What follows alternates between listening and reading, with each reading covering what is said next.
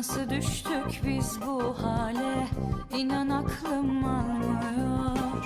Seni böyle görünce içim öyle yanıyor.